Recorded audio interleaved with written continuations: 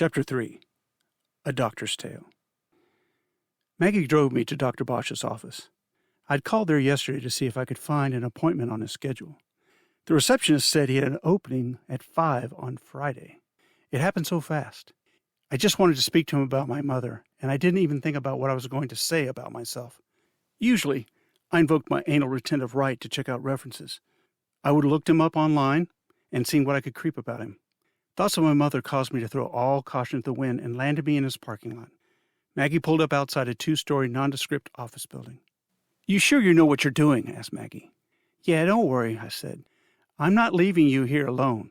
I'll be in the waiting room, so if he turns out to be some kind of crazy, then scream bloody murder and I'll bust in. It's just a doctor's office. Nothing to get concerned about." I don't know why, but I get a funny feeling. Chuck doesn't know about this, and I'm worried he's going to freak out on me if he finds out I drove you here. He's not going to freak out on anything. I'll completely insulate you. Just do the Reagan-Clinton thing we talked about, I said. Maggie nodded. Okay. If pretending I don't remember doesn't work, I switch to denying everything, even if there are pictures, right? Perfect. Don't worry.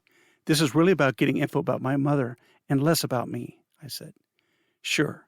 But Chuck, information about my mom has been in lockdown for too long. My dad tells me nothing.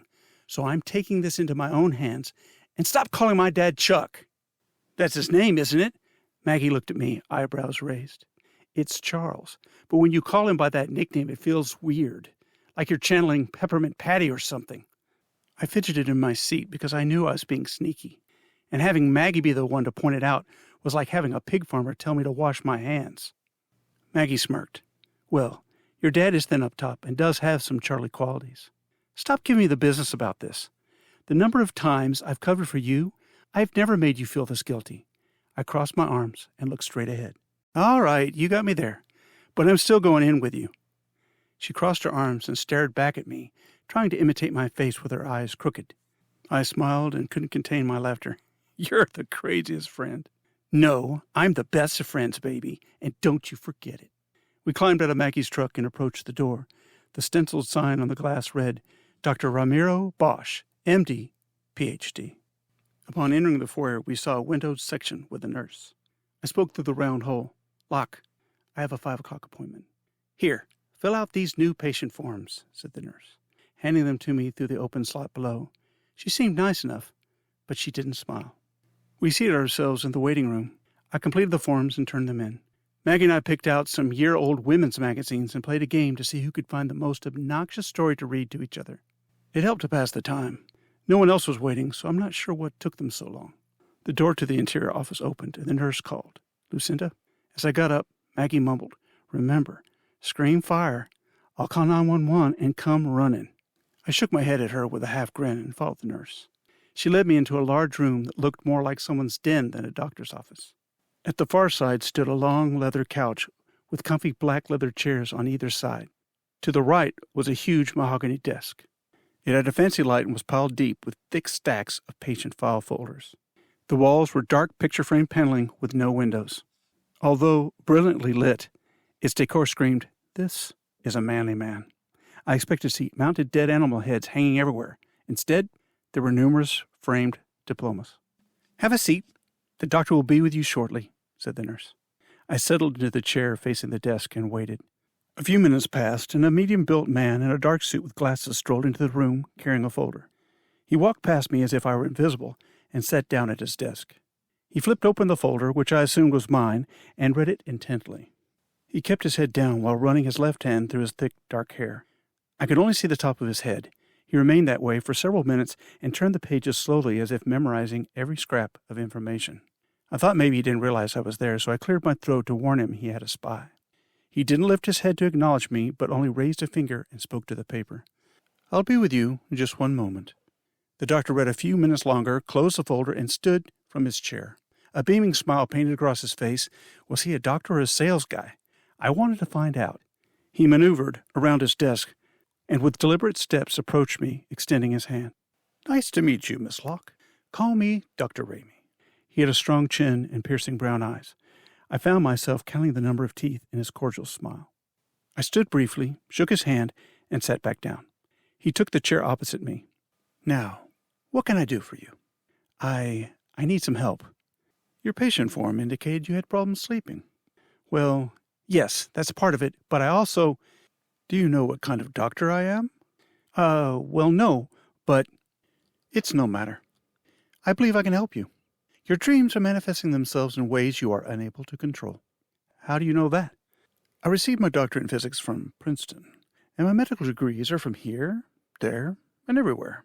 I'm kind of a West meets East in my training, and I'm professionally qualified to assist. He pulled off his glasses and stared back at me, unmoving like a slab of granite. Yes, but you didn't answer my question. How do you know about my dreams? Oh, well, I was answering my first question to you. On your first question to me, that you already know. He let me simmer in my seat for a few more seconds, and when I was about to speak, he added, You look just like your mother. I was speechless for a moment and hadn't planned to be so transparent. Is there anything about your mother you want to know? This was a lead-in question I've been wanting from Dad since she died. Shocked I had a willing participant in a conversation about my mother, I blurted, How did she die? She died of a broken heart, said the doctor as he shifted in his chair. Broken heart? I don't remember Mom and Dad fighting or talking about divorce. I looked at my hands and tried to remember if I missed anything. Dad said she had an aneurysm. Technically, it could have been an aneurysm, but your mother was under a tremendous amount of stress. Her heart was heavy with several worries, but your father was the least of them. He loved her regardless of his misguided beliefs. Dr. Ramey put his glasses back on and pinched the bridge of his nose before returning his gaze to me. What misguided beliefs? I scrunched up my face. Your mother experienced a schism in her personality, and your father thought she should seek help from traditional medicine. The only end that served was to pump her full of chemicals and ultimately suppress her transformation. He didn't understand she was reaching a new level of consciousness. Either he didn't understand, or it was something else. I could never tell with him. I couldn't help but feeling the doctor was not too fond of Dad, but the information he provided was too good a drink to put down. No matter how much brain freeze it gave me, I needed to get as much out of him as I could. Later I would sift through what was truth and what was manufactured. It hurt too much for Dad to talk about her. Regardless, I wanted to know. I needed to know. You mentioned a schism. I kept the flow going. She developed a split personality.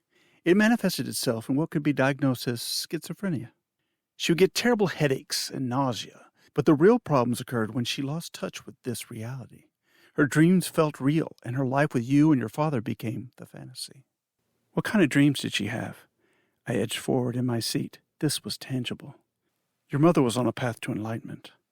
Whatever you heard, she was never crazy. The path she traveled allowed her to develop a gateway to an alternate reality. I believe in some ways her dreams were a parallel universe to ours. The information she provided wasn't possible for her to divine on her own. Lara's He paused as if remembering something. She was a truly remarkable woman.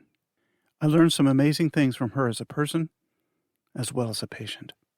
Dr. Ramey knew my mother way beyond what I imagined his Hippocratic oath allowed. Tell me about your dreams. Do they scare you? He asked and crossed his legs. This came out of left field. Some do, some don't, I replied. The doctor pulled a red pen from inside his jacket, clicked the end, and positioned it to his notebook. Have you met David yet?